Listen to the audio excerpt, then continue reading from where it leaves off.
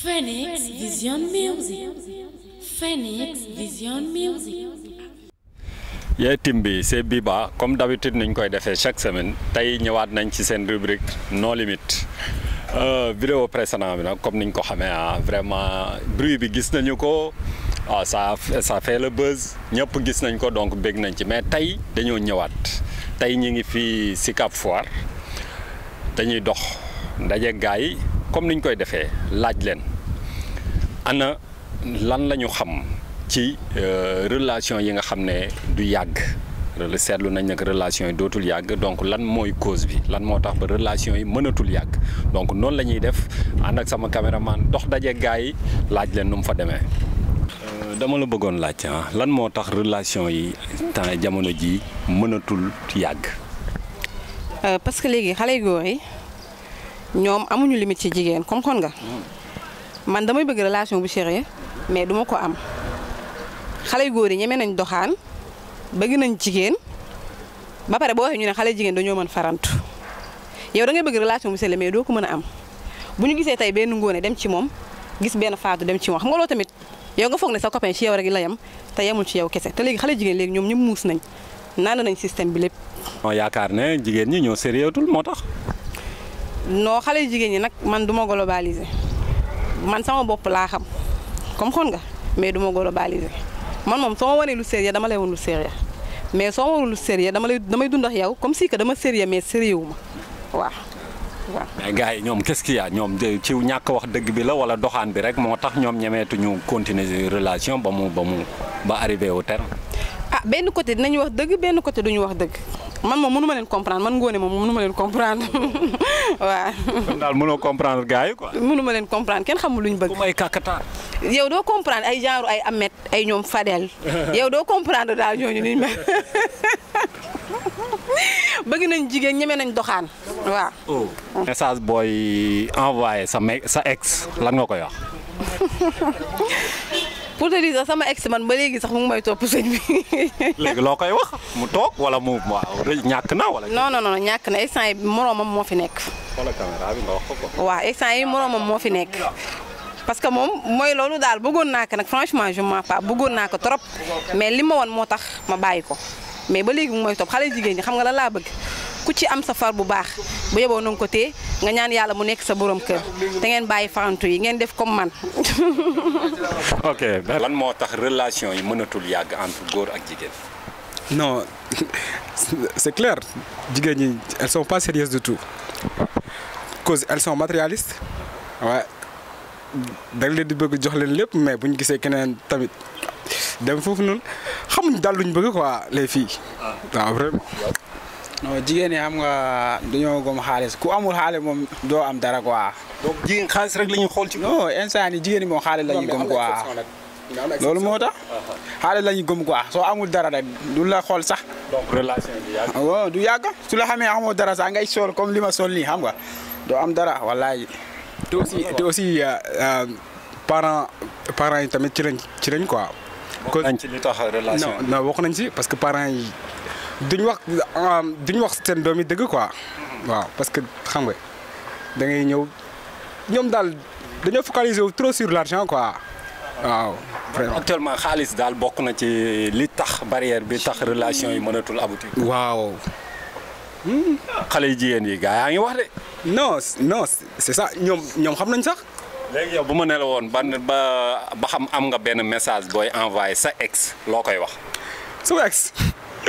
en tout cas mu gëm boppam quoi na gëm boppam waaw na gëm boppam xam ne xam nga xaalis day jeex quoi xaalis day jeex nit mën nga ko bëgg bu xaalis bi jeexee nag léegi nooy def kon benn car rapide ngay nekk rek boo toppee xaalis moom benn car rapide ngay topp. benn car rapide ngay nekk rek non jigéen ñëpp nañ gëm seen bopp surtout sama ex.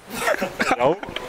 non c'est que xam nga jigéen dafa war a xam dafa war a gëm boppam quoi du dul xaalis kese xam nga ñoom xaalis rek la ñuy topp quoi xam nga man nii saa aw ma gel bugguma sax non temps yi moom pause laa jël wallaay non sonu léegi nii boy man kay gars yi si doyaan naa sek. ok jaajëf gars yi. lan moo tax relation yi mënatu la yàgg jamono ji selon yow. ok xam nga jamono bii nag góor bu fidèle instant góor yi fidèle sax ñoo raar instant jamono bii nag góor yi xamante ni fidèle wu ñoo bëri góor yi duñu wax dëgg ci jigéen dañuy wax yow laa nopp fekk nag nobbuñu la ñooy doxaan ci suuf doo xam sa après nga koy ñëw sib te fekk nag c'est trop tard man loolu laa mën. pour yow daal góor ñi ñàkk a wax dëgg moo tax relation yi mënatu la yàq. waaw loolu laa am. et yow. pour man xam nga jigéen ñi ñoo gën a bëri ci àdduna bi te boo gisee ñu naan góor yi dañoo infidèle parce que jigéen ñi dañoo bëri comme ça par exemple tey jii nii boo nee benn jigéen kese ngay doxaan loolu mënut a nekk parce que jigéen yi bëri nañ trop waaw. donc yow jaaxle je suis pour waaw je suis pas contre mais pour. waaw góor yi bu ñu infidèle. bu ñu infidèle d'accord. waaw d'accord naa. ah bon waaw da ngay jàkkaarloo caméra bi wax sa mbokk jigéen ñi nag. d'accord naa kay waaw dama d'accord kay si loolu. dégg nga. yow bu dee yow amoon nga benn message boo xam bëgg nga ko yóbbante sa ex lan nga koy wax. man kay awma lu may wax lu ma am kay wax naa ko ba pare. instant yi nag doo ko wax moom ñàkk na wala keneen yaa ngi ci yeneen loxo wala. man nag naturellement dama fidèle ci moom. bu gën a deewi moom laa nopp moom laa bëgg nag. ba léegi nii. ba tey. bon. waaw kon baax na kon waaw. ñëpp ko gis yow nag. pour man sama ex lu ma koy wax dama koy ne par exemple tey jii nii ma paay bàyyante ak moom la kii bu ñu bàyyante boo xamante ni jotewuñu dara daal ma bàyyi ko dinaa ko ne carrément bonne chance bonne continuation si lu muy dem nag du ma ko ne bu nekkul yow keneen la loolu du ma ko mës a wax sax waaw dama koy souhaiter lu baax comme ça nga doon jàmm daal. jàmm daal waaw ne yéenante jàmm. waaw Sénégal dem kanam kay. relation yi mënatu la yàgg loolu rek laa lay laaj. relation yi tax mënatu la yàgg parce que góor ñi léegi dañoo infidèle. dañoo infidèle. waaw waaw. mais est-ce que du jigéen ñi liñ bari moo tax ñoom mënatuñu yem ci kenn il faut ñaar ñett ba ñeent. mais loolu tamit amul. parce que soo waxee da ngaa bëgg da nga see war a dem ba jeex. ok waaw loolu rek moo koy doxal. man su ma mën la man ku ma trompé ma bàyyi la. ah bon waaw. donc ñàkk fee infidélité bi moo tax ba relation yi kenn mënatu la yàgg. waaw ba pare duñu wax dëgg nag. loolu moom surtout ça. gars yi dañuy wax dëgg waaye. duñu wax dëgg de. gars yi du ngeen wax dëgg. duñu wax dëgg. waaw. donc yow boo amoon benn message booy envoyé sa ex lan nga koy wax. xanaa muy wax dëgg parce que wax dëgg dafa neex kenn du la si rey kenn du la si fees kenn du la si def dara rien de tout. donc ñàkk wax dëgg yow bu il paraît moo leen séparé.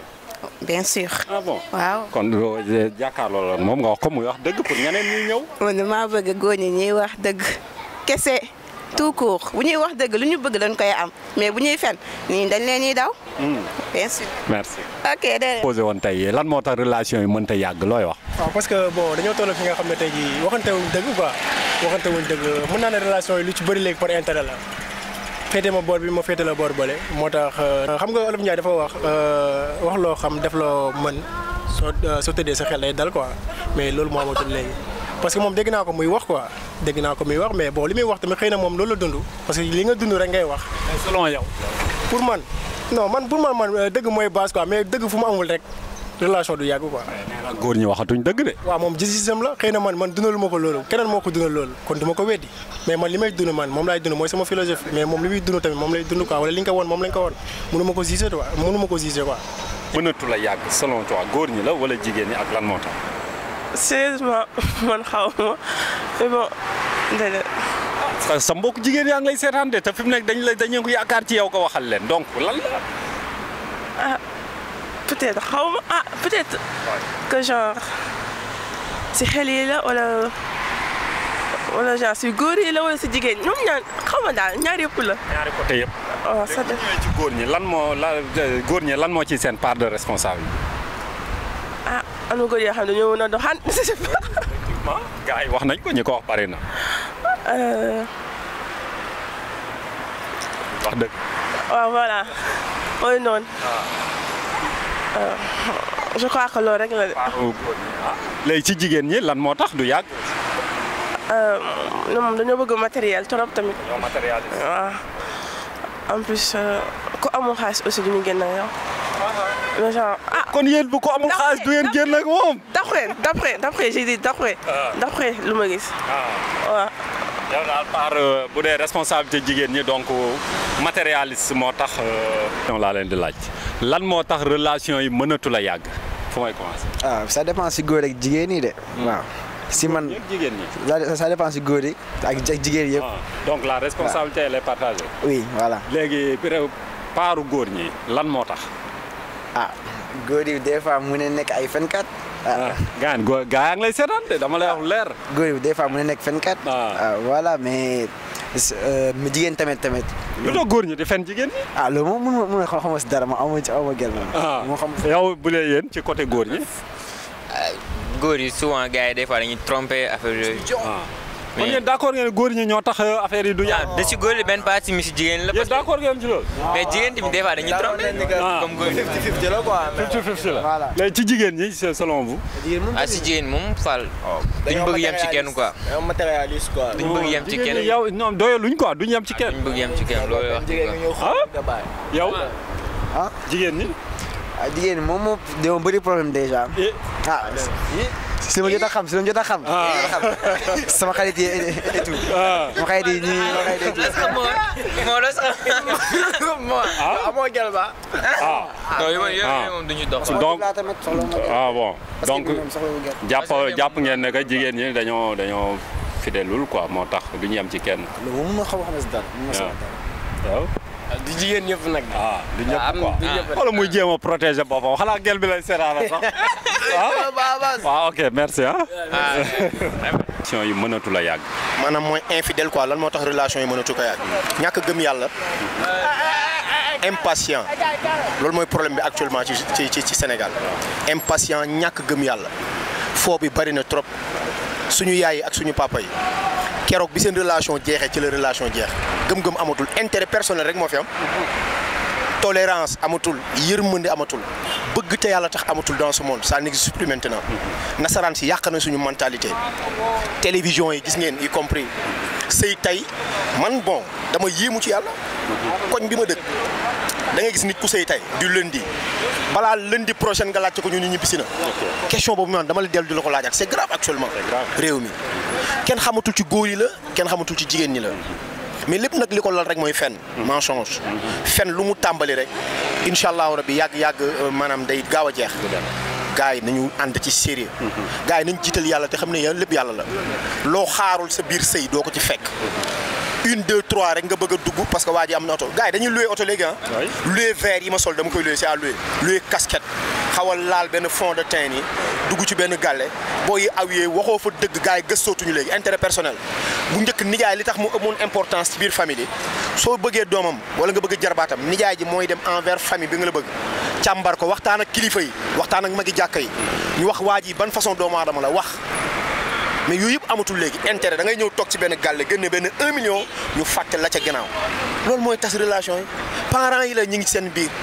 kon looy wax internet yi lay suivre à travers. période bi may suivre mooy képp ku dugg ci seen gàlle fëgg ko dem leen def li mag ñi ne woon mag ñi li ñu bàyyi barki yonent bi tant que defuwaat nuñ ko Sénégal du avancé mukk na gars yi delloo si waat culture sénégalaise na gars yi xoolaat ci Cheikh Sidaji Malick ak Khadimal Moustapha na gars yi xoolaat suñu maam la nga xam ne moom lañ daan defee ndaw ñi di ko defee léegi mais lii ma gis jëmul kër te yàlla mi ma gën a xam ne ca kanam rek la jëm sëy tey lundi prochain divorce léegi nag après namp ngay mujj doon rek gars yi dañ lay xëyee jaar jàll bon yaa ma gën a xam boo lekkee taw benn sandwich après c'est fini amatul leneen merci maa ngi leen di jaajëfal ndax seen mbir toj na adduna bi bépp nga leen suivre ndax ay ndaw yu am importance ngeen te ñu am fir ngeen je vous remercie peace and love